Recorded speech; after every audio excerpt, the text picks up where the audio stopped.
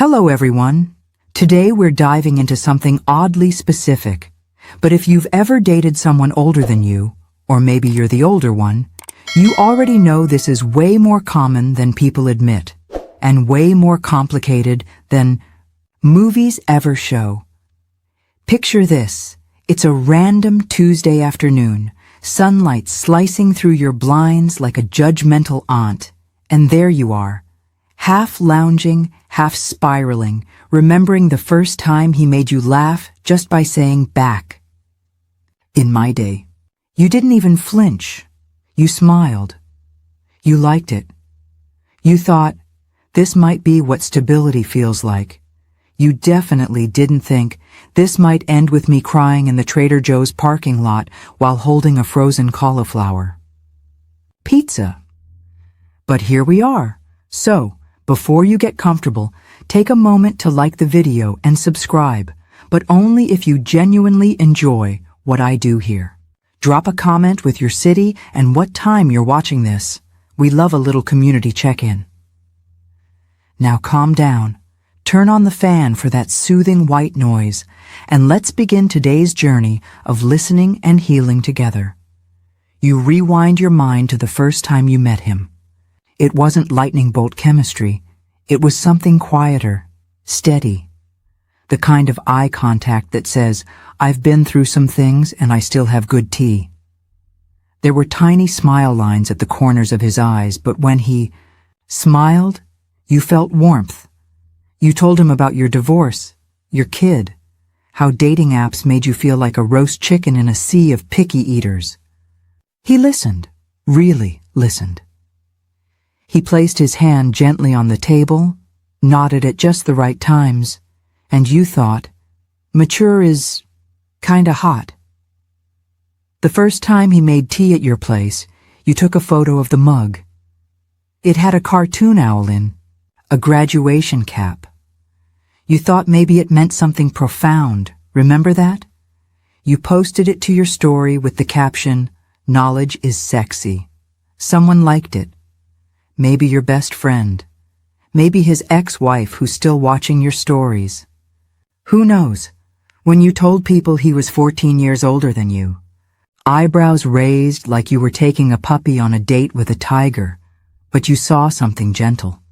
Tigers can be soft, especially when they drive a hybrid SUV and don't ghost after date one.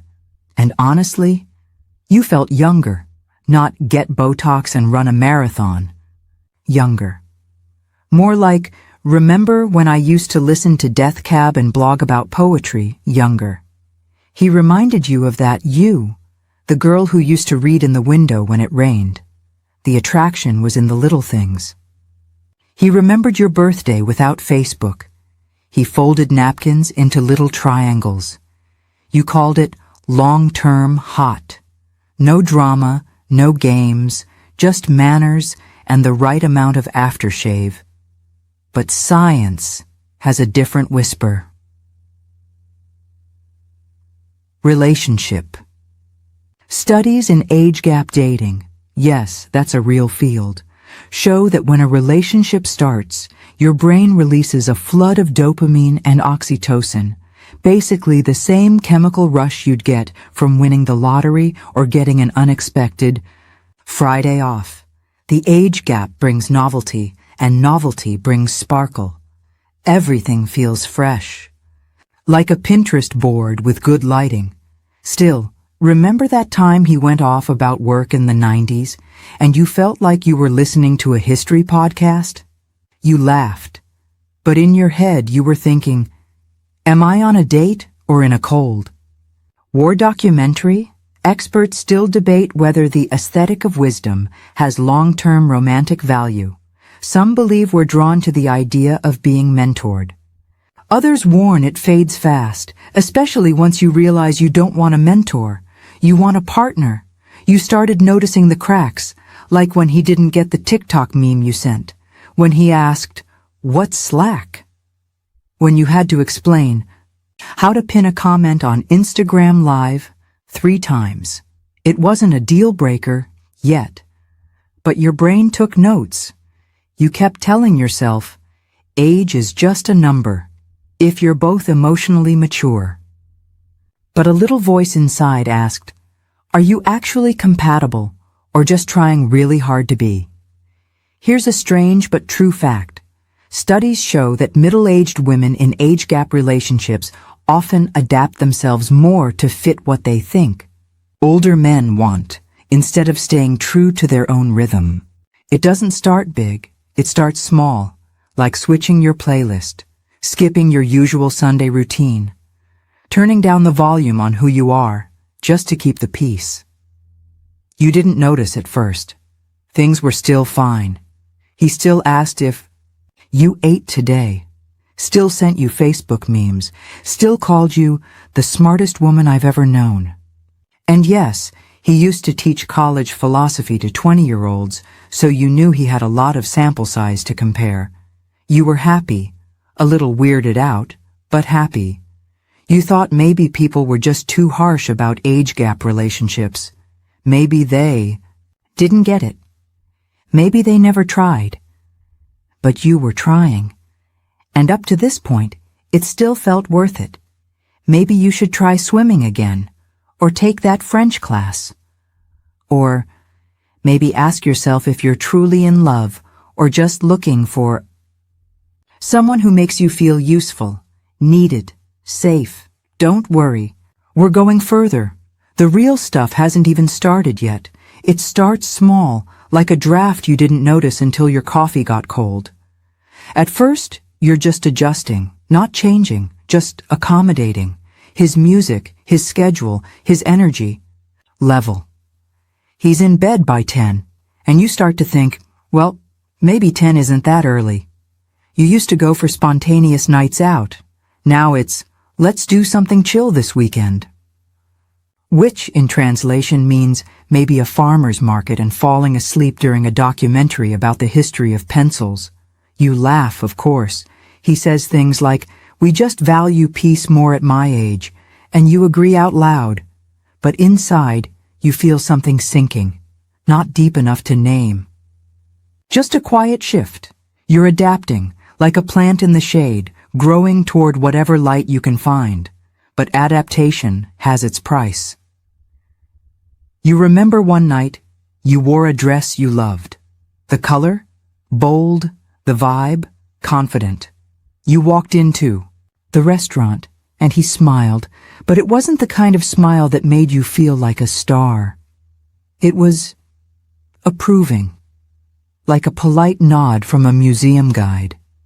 And then he said, that's very youthful on you. And it stuck. You laughed it off. But that dress? It stayed in the back of your closet for months. Here's the science bit, because you know I always sneak one in. Research in interpersonal dynamics shows that in relationships with a noticeable age gap, the younger partner is statistically more likely to experience identity drift. That's the subtle erosion of self that comes from consistently recalibrating who you are to fit a shared rhythm, one that you didn't compose. You don't even realize it's happening. You just start swapping little parts of yourself like trading cards. You go from oat milk lattes to black coffee because that's just how he takes it. You go from noise-canceling headphones on indie pop to listening together to jazz while reading separately in the same room. It sounds lovely. It is lovely. But it's not you, not fully. And here's the wild truth no one tells you. Your brain rewards this compromise. Every time you let yourself shrink just a little to avoid friction, your nervous system gives you a hit of relief. Like, good job, no conflict today. That's survival programming. But love isn't meant to be survival. It's meant to be expansion, and you know that. But still, when he calls you grounded or refreshingly mature, you take it as a compliment. Even though some part of you feels like he's praising the parts of you that have dimmed. One time you tried to play a silly TikTok sound for him, you know, the one with the cat and the ridiculous voice filter. He stared at it like it was encrypted. You laughed harder just to fill the silence. He smiled, sort of, and said, "You're cute when you try to bring me into your world." That should have been sweet, but something about the word try didn't sit right.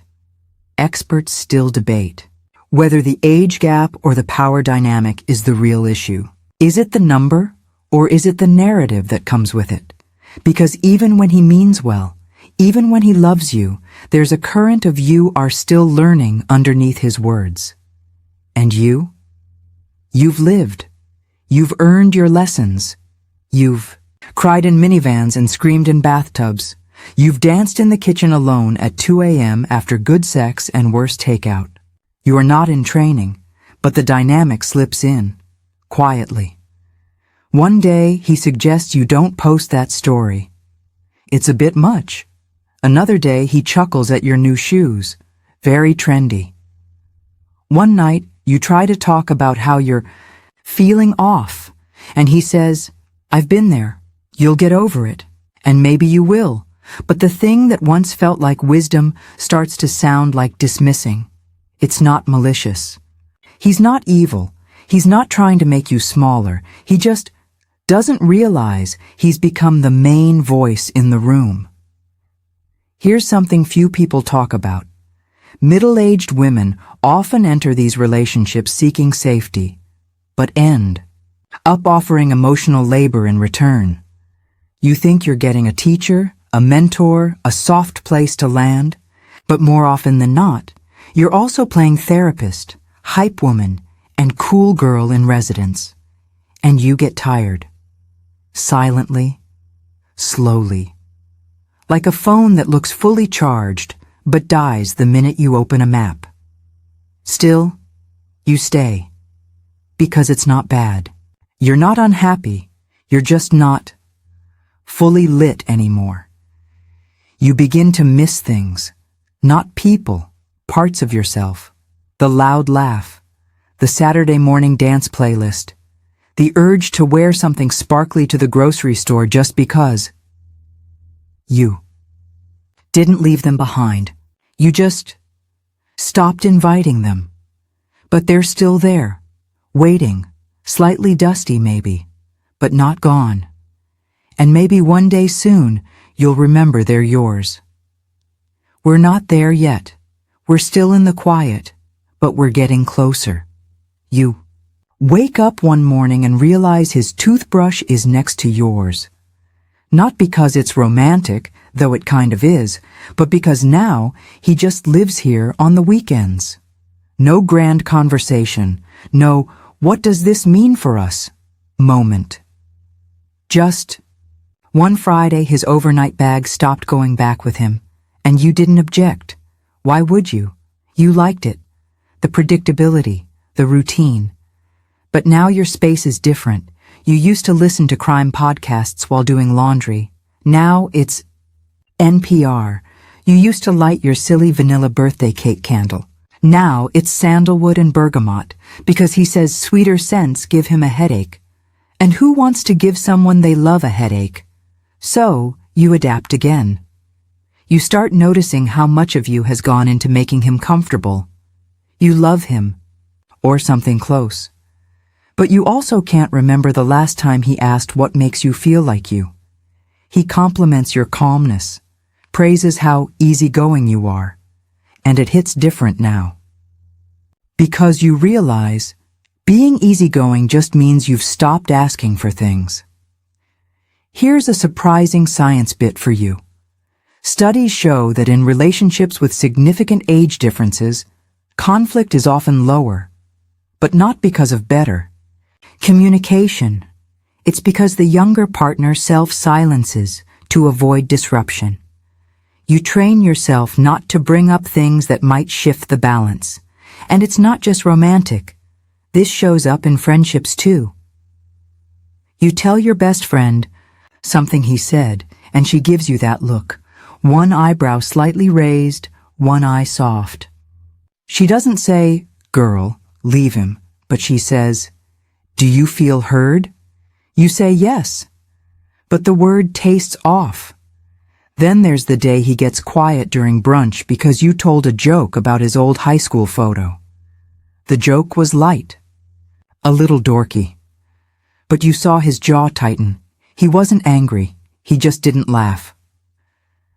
That night, you apologized for making a joke, and somewhere in your body, something whispered, "Why am I always the one adjusting the volume?" But then, he holds you that night with a kind of softness that makes you feel safe again. Like maybe you're overthinking. Like maybe love just is this quiet, this settled.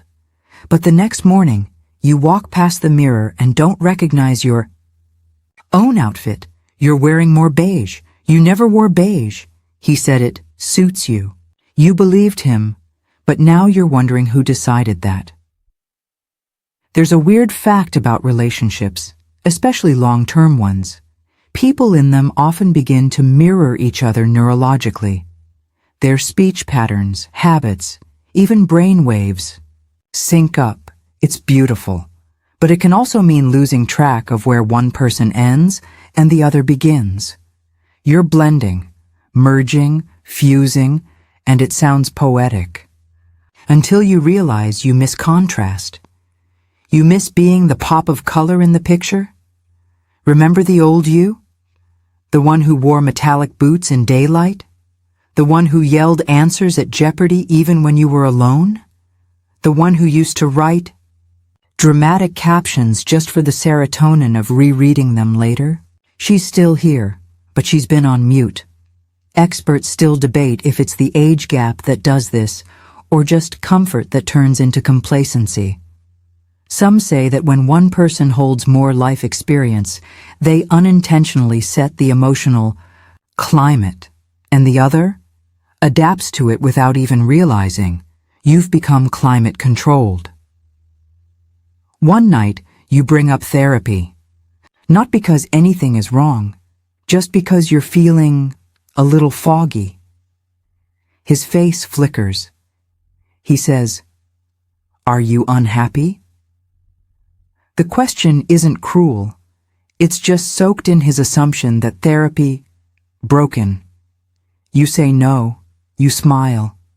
You drop it, but you start the search anyway, quietly. And while you scroll through therapists, you realize you haven't journaled in 6 months. You used to write everything, little thoughts, stupid jokes, dreams you had, all of it. You flip open the Notes app. Your last entry says, "Don't forget to keep one thing that's just yours." You don't remember writing that, but past you knew something, so maybe you go for a walk that day without telling him where. Maybe you put on those weird boots again. Maybe you play music you know he won't like, just to feel the beat in your ribs. He's still there, still kind, still thoughtful. But now, you're checking back in with you. And maybe that's the shift that matters most. We're not done. This story doesn't end in a fight. Not yet. But we're moving now. Gently. Like a tide starting to pull back. You go to his friend's birthday party. Everyone's in muted colors. There's wine, jazz, and conversations about cholesterol. It's polite. It's quiet. It smells like a restoration hardware showroom. Wood, leather, and just a hint of something that reminds you of retirement. Brochures. You're the youngest person there by at least 15 years. And at first, it feels kind of fun, like you're playing dress-up in someone else's world. You charm them, of course. You always do. You know how to tell just enough jokes, how to compliment a blazer without sounding too young, how to reference something from the 80s and watch their eyes light up. But somewhere between the third toast and someone's story about their second grandchild, it hits you. You are the entertainment. You are the novelty. The glitter in the soup. One of his friends leans in and says, "He's lucky. You keep him young." And you smile, but it lands with a thud. Because what they're really saying is, "You're not like us. You're the anti-aging cream in human form." And while he's squeezing your hand affectionately under the table, you're wondering, who keeps you young? Who sparks you? Let's talk science again for a second, just to ground this. Psychologists, studying cross-generational relationships, have found that novelty and admiration often drive the early stages. It's exciting, stimulating, like plugging into a new culture. But as the years pass, the younger partner tends to take on more emotional translation. You become the one bridging the gap. Constantly. Like a cultural tour guide with perfect teeth and low maintenance needs. And then comes the weird fact. Researchers found that middle-aged women dating older men are significantly more likely to report role fatigue. That's the exhaustion from switching hats all day. Partner, companion. Student, nurse, cheerleader, tech support. You start to feel like a full-time vibe manager. It's subtle at first. He asks you to install an app. No problem. Then he wants help with the TV remote. Okay, easy. Then one day, he calls you from the airport in a panic about digital boarding passes, and you realize you're holding two lives together. Yours and his. And it's not that he's incapable. He's brilliant. He just depends on you now. And you've made it look effortless. That's the problem.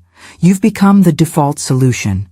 And the thing is, this is the same man who once told you, "You're the most independent woman I've ever dated." You still are.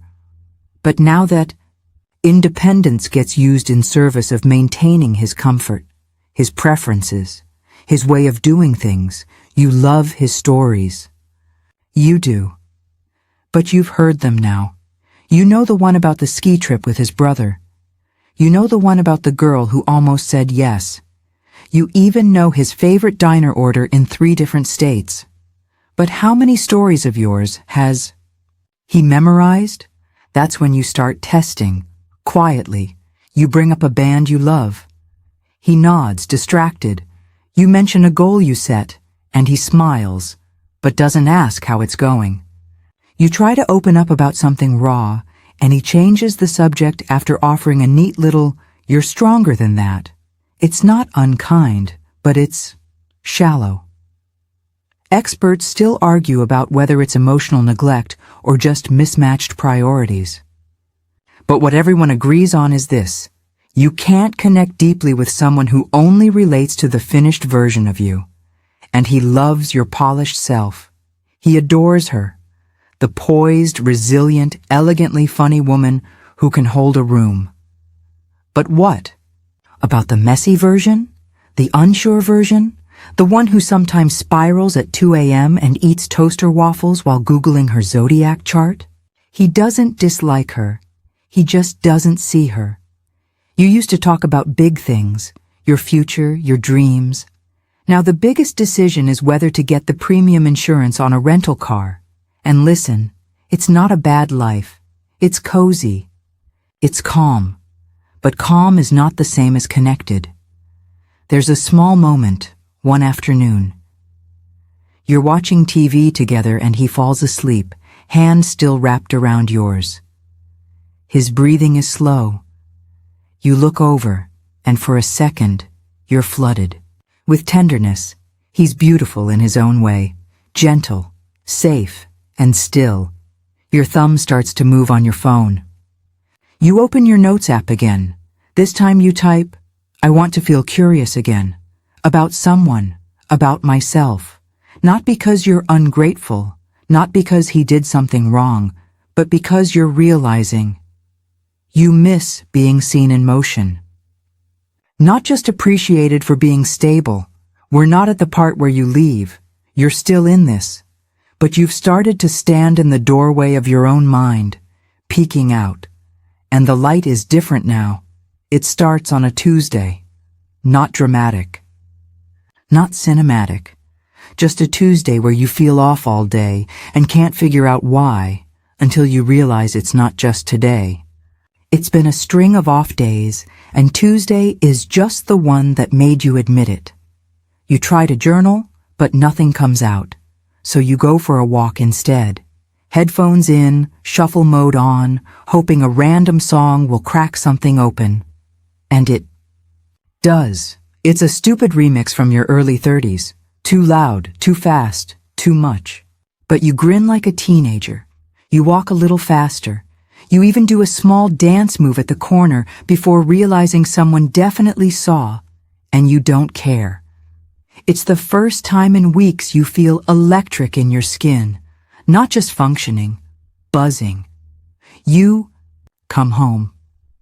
He's in the kitchen, making tea. He asks how your walk was, and you say, good. And then you pause.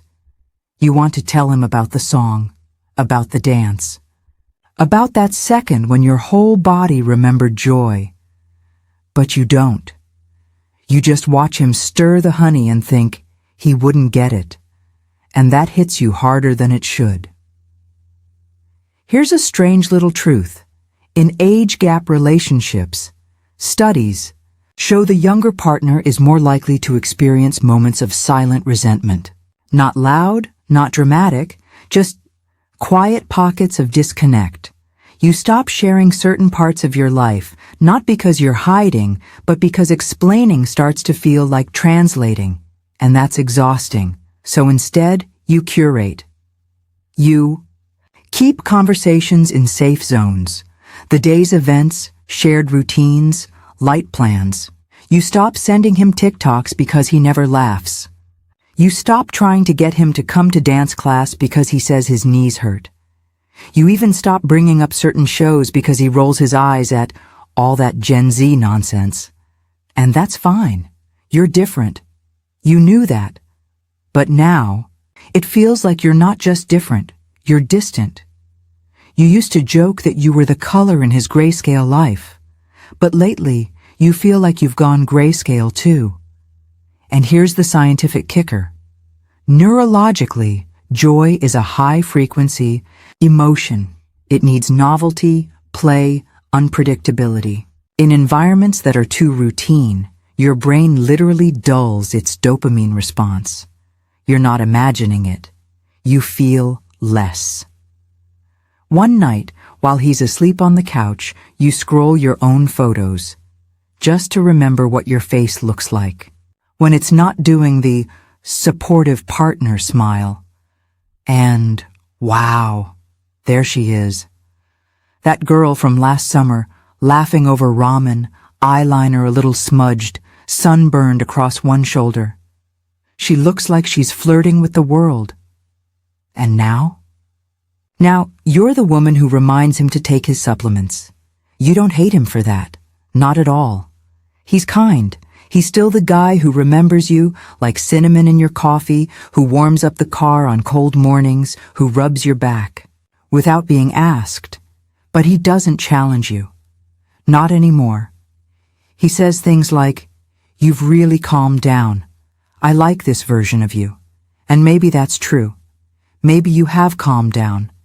But maybe that's just a nice way of saying, "I like you more when you ask for less." You try to bring it up. One evening, wine open, music low, just the two of you. You say, "Do you think we've changed?" And he smiles and says, "We've grown up," but you're not sure that's the same thing. Experts still argue whether couples with big age differences are doomed by time or sustained by compromise. But the real question is, who's doing the compromising? You look at your life and realize it fits him better than it fits you. Your hobbies, your pace, your wardrobe, even your damn sleep schedule. You've shifted so much to match his rhythm. It's like you're always one beat behind, and one day you say it out loud, "I don't think I'm having fun anymore." He looks at you, stunned. Because to him, things have been going well. No fights, no chaos. Everything's nice, and that's the problem. Nice isn't enough. You want wild joy. You want awkward dancing. You want to fight over something. Dumb, and then make up by quoting inside jokes. You want a partner who gets it when you say, "I just want to feel more alive." And maybe he tries, for a while. He agrees to come to trivia night. He downloads a podcast you like. He even wears those shoes you once said made him look less dad. but it doesn't last. Not because he doesn't care, but because it's not natural for him. It's a performance. And you can feel that. You're not mad. Just sad. And sadness is such a quiet ending. But it's honest. You're still there. Still in it. But now you carry a secret thought with you. Maybe I outgrew the safety I once craved, and that's where we are, not gone, but turning slowly toward something unnamed. It's Saturday night, and you're at a dinner party with your own friends this time.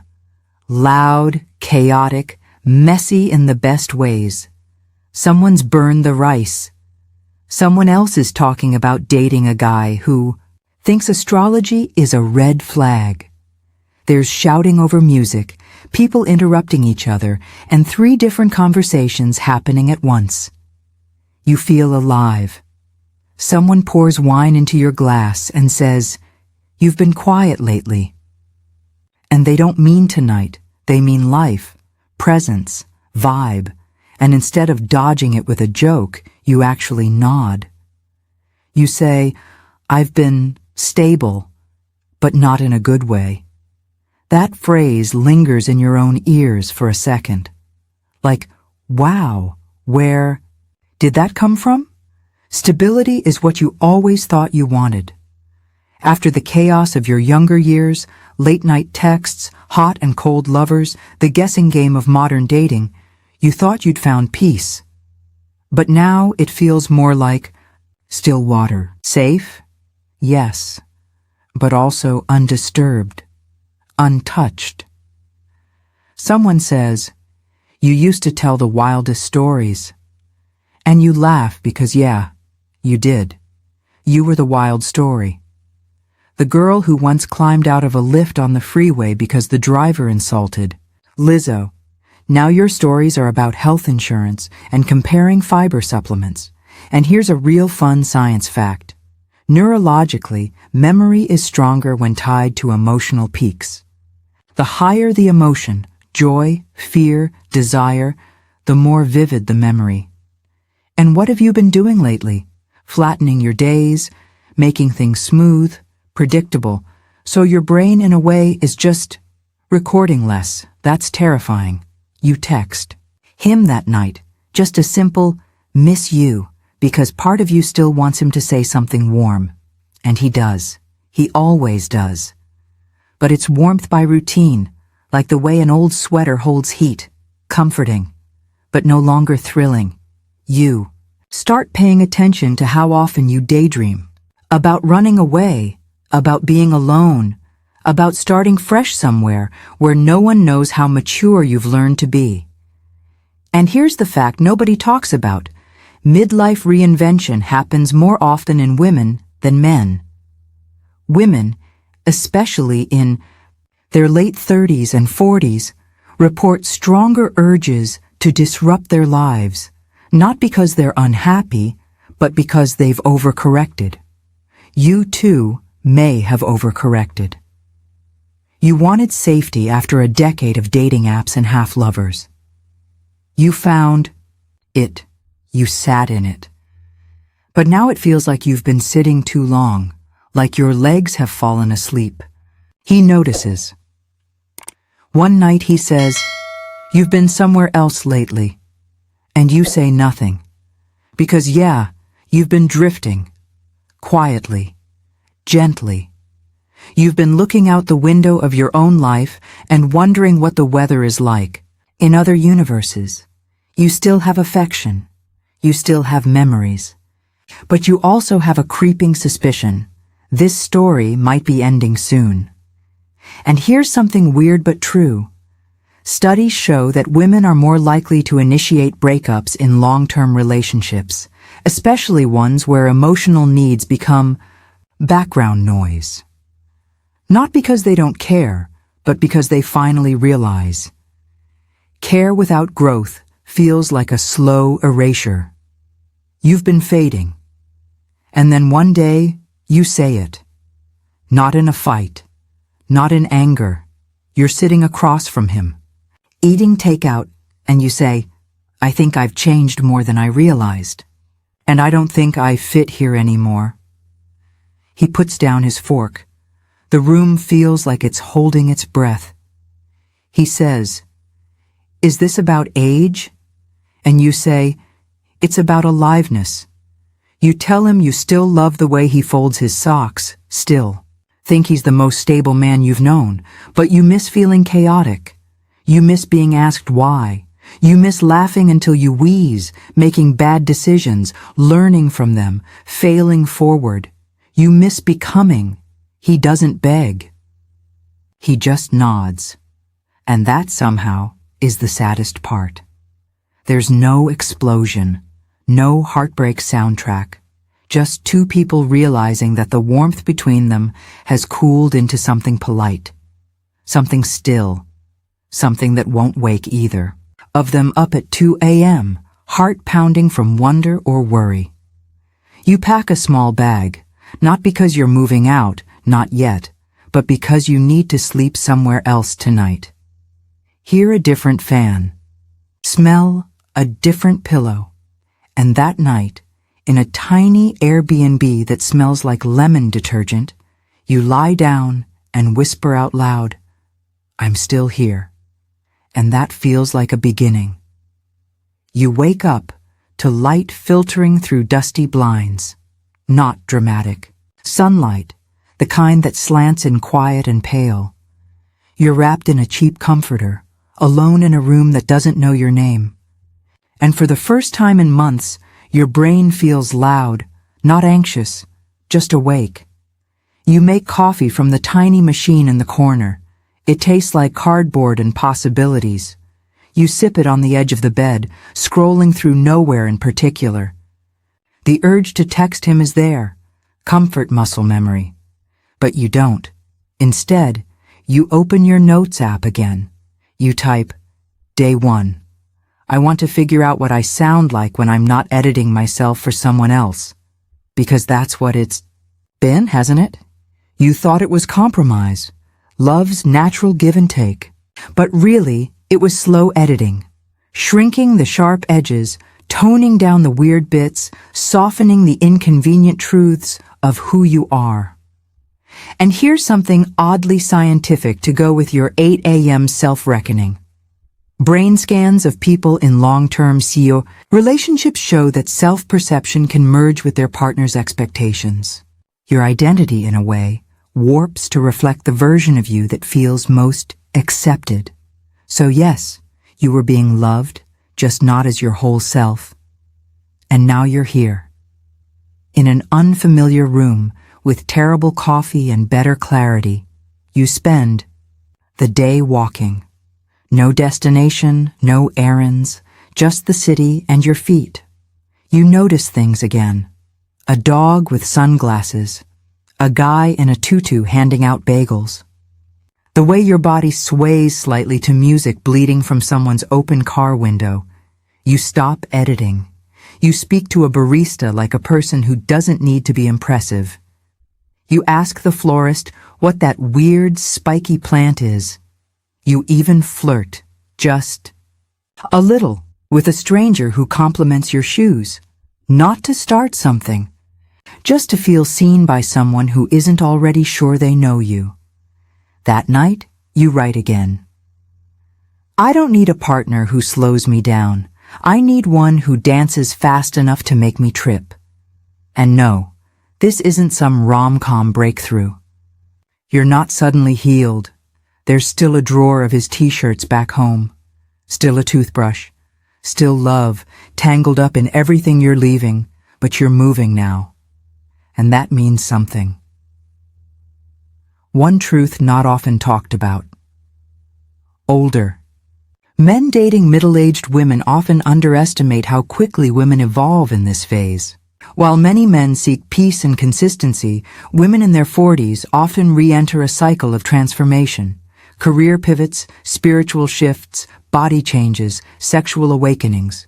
It's not a crisis. It's a return to curiosity, chaos, core. Self. You remember telling him once, I feel like I'm going through a second puberty. And he laughed and said, I hope there's less mood swings this time. You laughed too. But inside, you thought, I hope there's more. More moods. More wants. More moments of being wildly, inconveniently you. So now you're claiming that. You call a friend and say, I want to do something dumb and impulsive. Are you in? She says, always. And within hours, you're dyeing your hair in a kitchen, smearing color on old towels and screaming about how it burns in a language only women like you understand. You look in the mirror. The new shade is wild, slightly uneven, completely wrong for your skin tone, and perfect. Not because it's pretty, but because it's unapproved. No one weighed in. No one said, will that be too much? You just did it, and you realize how long it's been since you acted without permission. Even now, even free, you hear his voice in your head sometimes. You're being a bit much, don't you think? And the answer now is yes, beautifully, purposefully, deliberately much. Because here's one more strange truth. In modern psychology, women who disrupt their lives after age 40 often report higher long-term satisfaction than those who stayed simply to keep things stable. It's not about burning bridges, it's about lighting your own path forward. That night, curled up in mismatched sheets, you rewatch an old show you used to love. The kind he always said was too loud. You laugh too hard. You cry a little. You feel unpackaged. You're still not sure where this is going, if it's a pause or a goodbye. But you know one thing now. You are not too old to start over. You are too awake to stay the same. You go home, not because you changed your mind, but because you left without finishing the sentence. And now you need to say the whole thing, out loud, face to face. The doorknob feels colder than usual. He's sitting on the couch. Not surprised, not angry, just waiting. Like someone who's read the ending already and is still hoping the author might rewrite it last minute. You sit beside him, the cushion sagging slightly between you like a tired metaphor. He says, I figured you needed space. And you say, I needed a mirror. You talk for hours, no yelling, no dramatic declarations. Just the kind of honesty that only surfaces when two people are too tired to lie anymore. You tell him about the way you've felt muted, not unloved, but undared. You describe the feeling of having to dial your joy down to match someone else's comfort. He listens, really listens, and then he says something that makes your breath stop. I never asked you to shrink, and he's right. He never did. You did it yourself? Because part of you thought being with someone older meant being older, more controlled, less volatile, more put together. You mistook stability for maturity and maturity for stillness. And here's the kicker from psychology. Women are often socialized to make themselves easier to love by suppressing parts of their personality. In relationships with an age gap, this tendency can be even more exaggerated. You start to equate self-regulation with compatibility. But now you know, compatibility isn't about becoming someone else. It's about being more you, without apology, and still being met with care. He nods, then says something even harder. I think I stopped growing, and I didn't notice until you did. That moment, silent, soft, the air thick with understanding, is the kind of heartbreak that isn't angry. It's respectful. It's sad in the way rain is sad, cleansing, quiet, inevitable.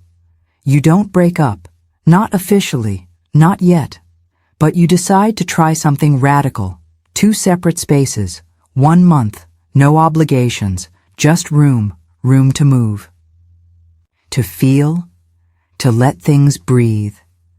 You set rules. No checking in unless it's truly needed. No spying on socials. No editing who you are when you're apart. And here's a little-known truth from relationship research. Trial separations, when done with clarity and intention, can lead to deeper intimacy, whether together or apart.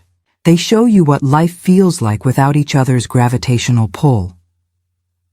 Week 1 is strange. You keep reaching for your phone. Not even to talk, just to share. A meme, a joke, a thought. And then you remember, you're learning what it feels like to keep things for yourself. Week 2 is a revelation. You stop narrating your life like he's listening. You wear what you want. You blast music again. You go out with friends and don't check the time. You rediscover how naturally loud your laugh can be. Week 3, you dream about him. Not current him. Before him. The version of him you met. Curious, alive, a little awkward. You wake up and wonder if he dreams about that version of you too. Week 4 is a blur of contradictions. You miss him and you don't. You want to call, but don't want. To shrink again. You cry in the shower and dance in the kitchen 10 minutes later. You are chaos and calm, coexisting. And here's a strange scientific tidbit. The human brain responds to change with both fear and euphoria. That's why this part, the middle, is so disorienting. You're grieving and awakening all at once. Then the month ends. You meet at a small diner you used to visit when things were new. You sit in the booth by the window. He looks older. You look brighter. There's a pause, and then he says, "I don't want to be someone who slows you down."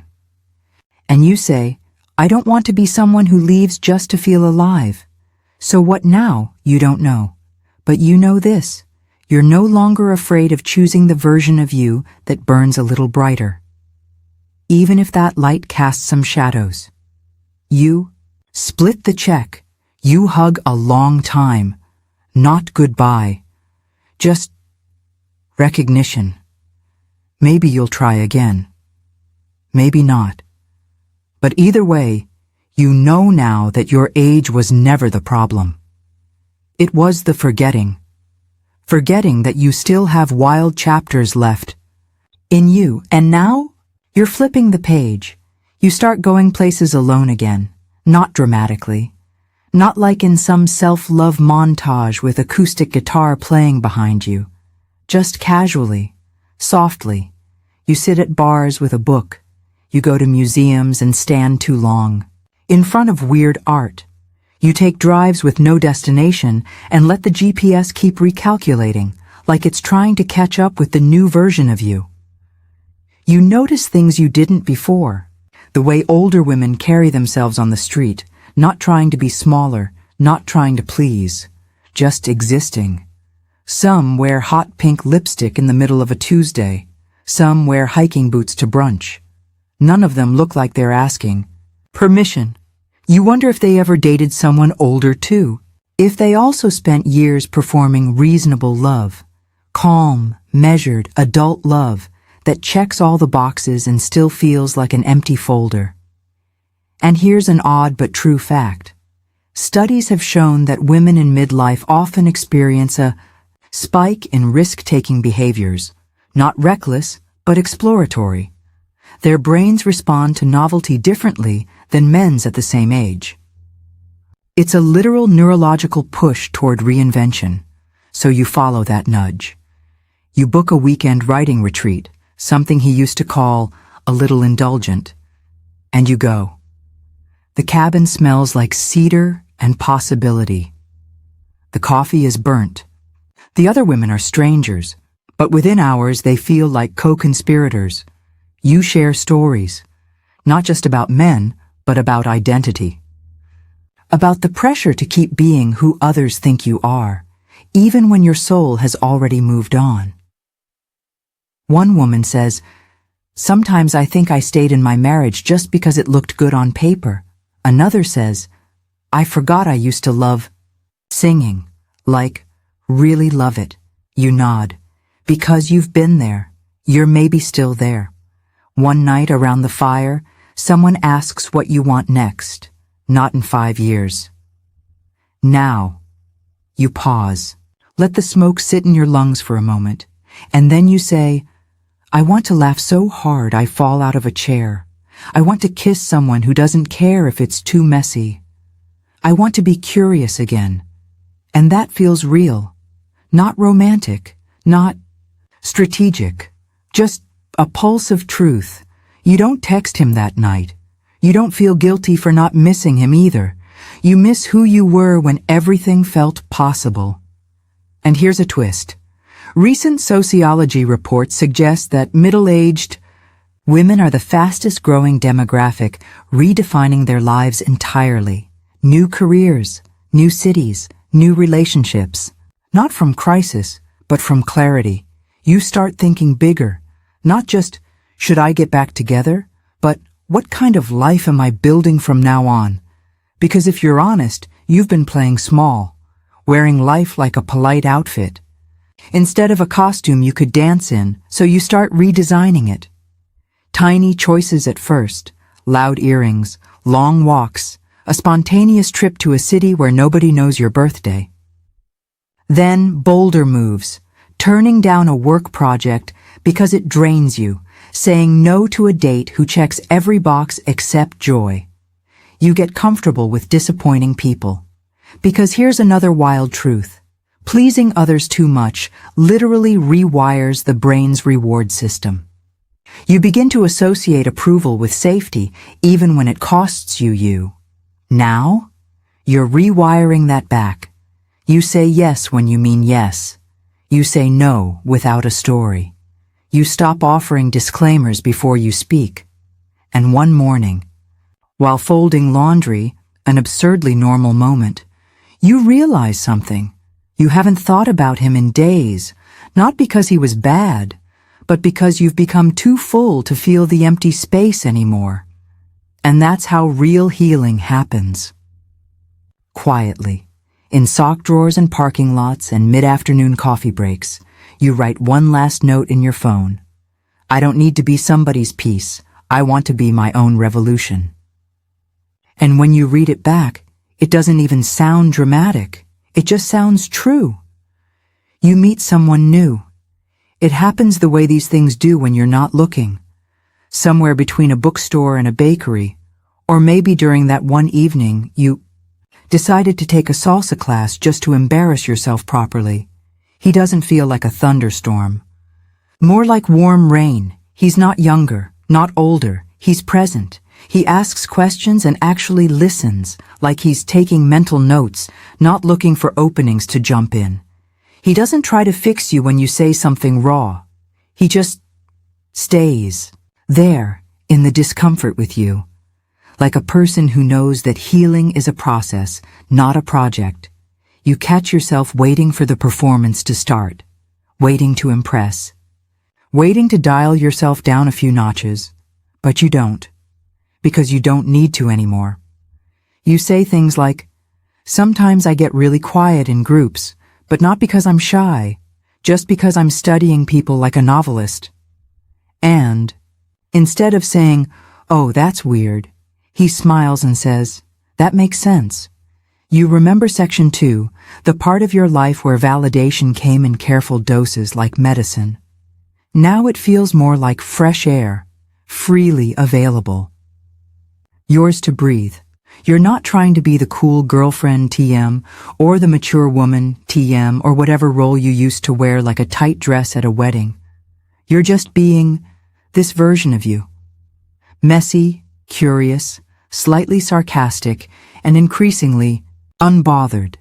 And he seems to like her. But even if he didn't, you would still be her. Because here's the strange, beautiful twist in the research. When women reach middle age, their levels of authentic happiness, the kind not based on external markers, can increase, especially when they start making values-based choices over fear-based ones.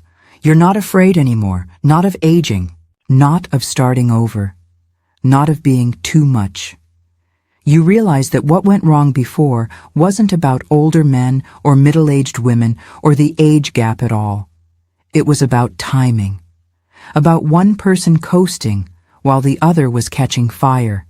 You were waking up just as he was getting ready to nap, and you can love someone deeply, tenderly, even permanently, and still know that your path no longer walks alongside theirs. You accept that. You stop seeing love as a reward and start seeing it as an invitation, one that you now get to accept only when it matches the rhythm of your own becoming. And now, your rhythm has changed. You don't make a grand declaration to the new guy. You don't say, "You might be the one." You say, "Let's see who we both become next." And that feels right. It's not about finding someone to complete you. It's about unlearning the idea that you were ever incomplete. So you dance badly. You kiss slowly. You let yourself be loved with no goal in mind. And on a random Tuesday, while walking alone past a cafe where someone's playing a saxophone badly, but with passion, you smile.